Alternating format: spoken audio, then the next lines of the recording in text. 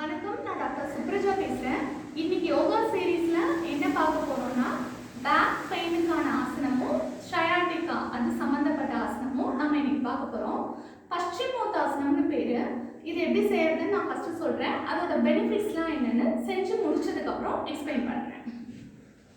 காலை நீட்டிட்டு கையை நல்லா ஸ்ட்ரெச் பண்ணிட்டு, அதாவது இப்படி காலை தொட்டுட்டு தலையோட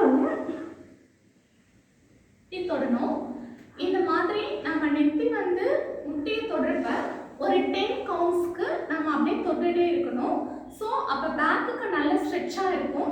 அதே மாதிரி அப்டமனை நல்லா ப்ரெஸ் பண்ணுறதுனால நம்மளுக்கு எக்ஸஸிவ் ஃபேட் அப்டமனில் இருக்கிறதும் கரையும்.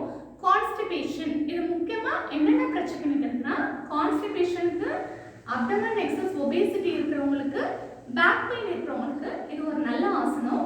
அதே மாதிரி ஸ்ட்ரெச் பண்ணுறப்ப நல்லா இன்ஹேல் பண்ணணும். அதே மாதிரி அந்த முட்டியால் நெத்தியை தொடுறப்ப நம்ம எக்ஸ்ஹேல் பண்ணிகிட்டே தொடணும். இந்த மாதிரி ஒரு 10 கவுண்ட்ஸ் டெய்லி பண்ணிட்டு இருந்தோம்னா பேக் பெயின்ல